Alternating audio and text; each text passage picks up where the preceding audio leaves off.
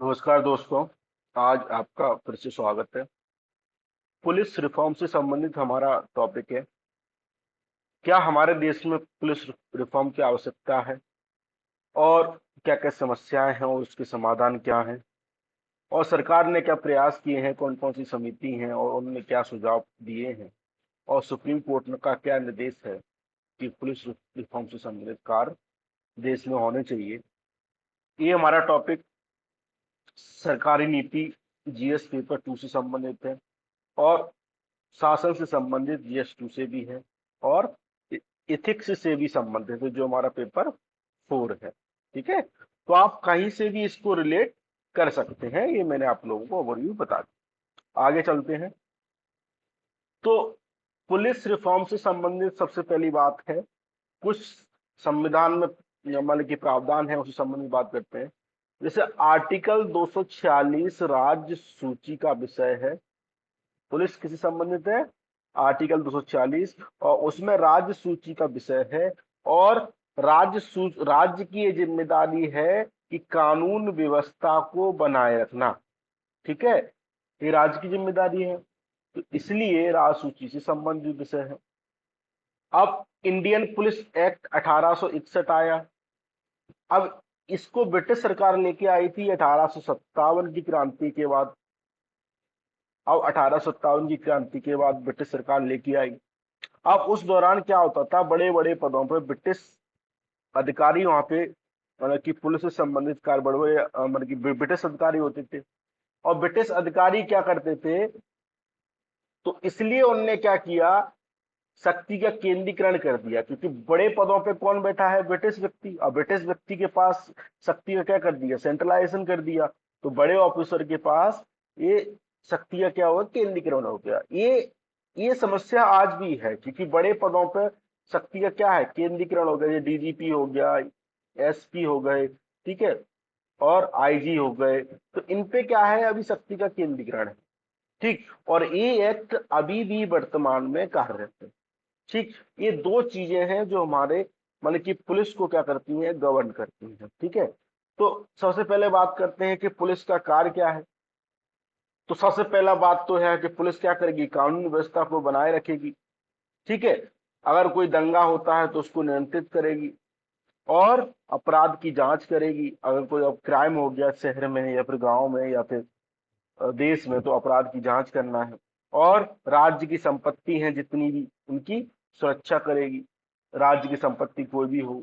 ठीक, और वीआईपी की सुरक्षा करना, ट्रैफिक कंट्रोल करना। और आज के समय में वर्तमान समस्या ये है कि क्या है कि साइबर अपराध बढ़ रहे हैं, तो उनकी देखरेख करना। लेकिन एक समस्या भी है कि हमारी पुलिस एक टेक्निकली स्ट्रांग नहीं है, टेक्निकली स्ट्रांग नहीं है। तो इससे साइबर अपराध को टैकल करने में समस्या होती है। ठीक है, तो समस्या होती है, तो इसको क्या करना है, मतलब कि ट्रेनिंग देना उन लोगों को, ताकि साइबर अपराध को क्या हो सके, कम किया जा सके, साइबर अपराध पे क्या हो सके, लगाम लगाई जा सके। ठीक, ये तो कार हो गए, जनरल सी बात है, कार तो आप सब लोग जानते होंगे। अब बात करते हैं इशू की। इशू क्या क्या है वर्तमान में हमारी पुलिस व्यवस्था में। जो आईपीसी एक्ट है, सीआरपीसी एक्ट है, और इंडियन पुलिस एक्ट 1861 है। तो ये बहुत पुराने हो गए हैं, मतलब कि 100 साल पुरानी, 150 साल पुरानी व्यवस्था को ध्यान में रखकर इन एक्ट को बनाया गया था। लेकिन आज की समस्याएं और मुद्दे अलग हैं। तो हमें क्या करना पड़ेगा, इन सीआरपीसी और आईपीसी और इंडियन पुलिस एक्ट में बदलाव करना पड़ेगा आज की समस्याओं को ध्यान में रखकर, ताकि उनके उचित समाधान संभव हो सके। तो पहली समस्या तो यही है कि हमें क्या करना है, जितने भी प्रावधान हैं उनको क्या करना है, वर्तमान की समस्याओं को ध्यान में रखते हुए उनमें सुधार की आवश्यकता है। ठीक, ये पॉइंट हम पढ़ चुके हैं कि केंद्रीकरण अधिक है, बड़े बड़े अधिकारियों के पास पावर अधिक है। तो जो स्थानीय स्तर पर है उनके पास क्या है, अपनी इच्छा के अनुसार, अपनी इच्छा के अनुसार नहीं, मतलब अपनी समस्याओं के अनुसार काम नहीं कर पाते। ठीक है। और दूसरी बात है कि सार्वजनिक और सामुदायिक रिलेशन खराब है। मतलब कि आज के समाज में पुलिस के साथ उठना बैठना भी लोग क्या समझते हैं, गलत समझते हैं। तो इसका मतलब है कि पुलिस की जो इमेज है वो वर्तमान में खराब है, तो उसको सुधारने की आवश्यकता है। इमेज बिल्डिंग की आवश्यकता है। इमेज बिल्डिंग कैसी होगी, हमें अच्छे अच्छे कार्य करने पड़ेंगे, जनता को टॉर्चर नहीं करना पड़ेगा बेवजह, तो जनता की सहायता करना पड़ेगी। ये राजा बनकर नहीं रहे, बल्कि कौन है ये, जनता के सेवक हैं। ये भावना इनको लानी पड़ेगी, तभी क्या होगा, रिलेशन सुधरेंगे। ये समस्या केवल यहाँ अपने भारत देश में ही है, जबकि ब्रिटेन और अमेरिका, मतलब कि यूरोपियन देश में चले जाओ ना, तो पुलिस बिल्कुल सहज और सरल है, लोगों की समस्याओं को निराकरण करने की तत्पर है। तो हमें यूरोपियन, अमेरिकन ये देशों से सीखना सीखना चाहिए। ठीक है। दूसरी बात, एक समस्या और है कि काम का बोझ अधिक है। आपने देखा होगा एक व्यक्ति 12-12 घंटे ड्यूटी करता है, स्टाफ कम है, जिससे अगर स्टाफ कम है तो एक व्यक्ति पे काम का बोझ अधिक होगा। अगर काम का बोझ अधिक है तो मानसिक रूप से अस्वस्थ होगा, शारीरिक रूप से भी अस्वस्थ होगा, तो उसकी उत्पादकता उतनी नहीं हो पाएगी जितनी हम चाहते। ठीक है। तो इस समस्या को, ये भी समस्या है।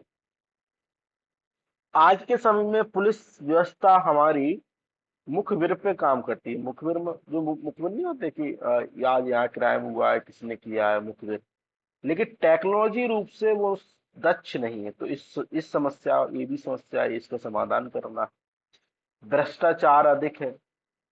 आप लोगों को मैं एक बात बताऊं, अभी 2 दिन पहले का अनुभव बता रहा हूँ। एक रिक्शा वाला था, तो वो उस रूट से, वृंदावन की बात बता रहा हूँ, उस रूट से जाने के लिए अलाउ नहीं था। दूसरा व्यक्ति या पुलिस वाले ने रोक लिया, उस पुलिस वाले ने दूसरा व्यक्ति, मतलब कि रखा था, तो दूसरे व्यक्ति ने रिक्शे वाले को बुलाया, उससे 50 रुपए मांगे। अब बेचारा वो रिक्शा चलाकर अपना जीवन यापन कर रहा है, तो उसके पास केवल 30 रुपए निकले। उस व्यक्ति ने 30 रुपए पकड़े और 30 रुपए उसने उस पुलिस वाले को दे।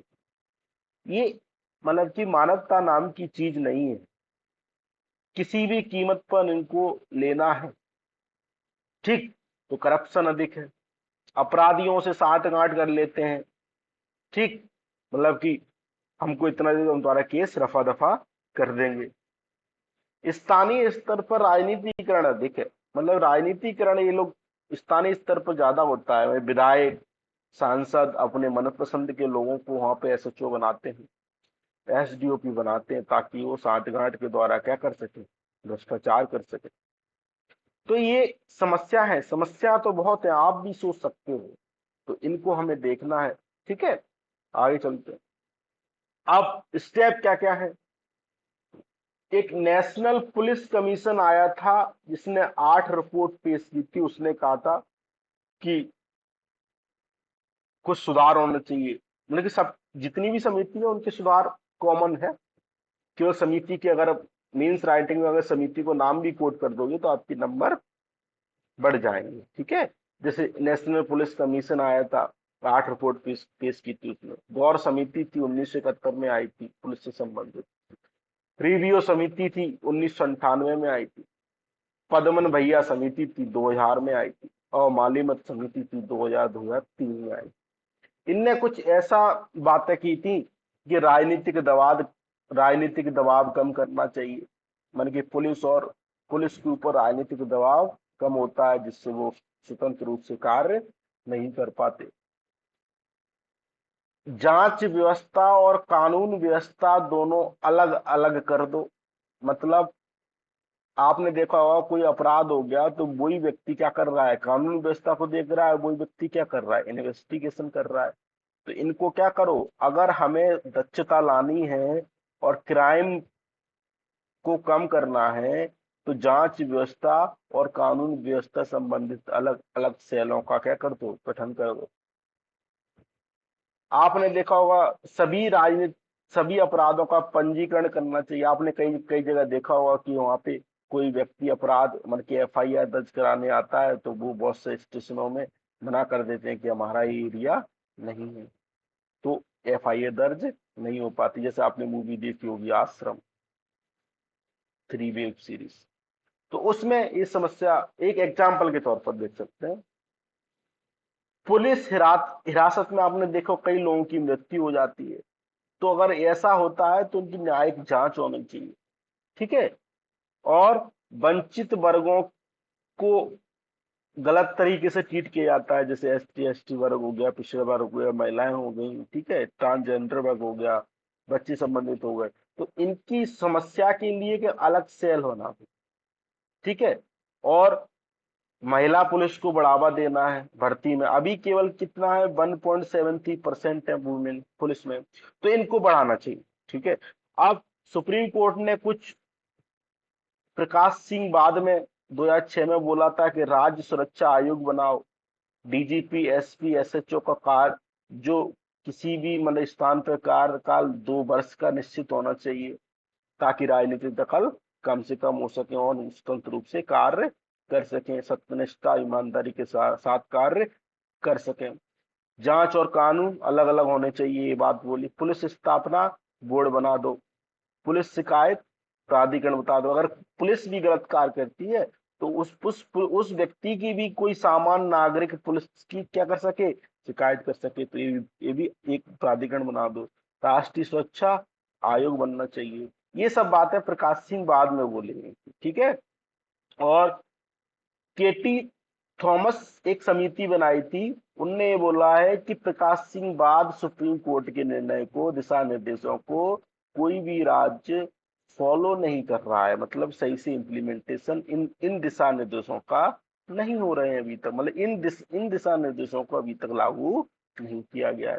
अब एक नई व्यवस्था है कि अगर किसी को डीजीपी बनाना है तो क्या करना पड़ेगा, आप रिटायरमेंट होने के 3 महीने पहले यूपीएससी को नाम देने पड़ेंगे, प्रपोजल देना पड़ेगा। फिर यूपीएससी क्या करेगी, 3 नाम भेजेगी, ये 3 में से एक व्यक्ति को क्या कर लो, सिलेक्ट कर लो, तो एक कुछ सुधार हो, ठीक है। तो आज का टॉपिक इतना ही है। ओके, धन्यवाद।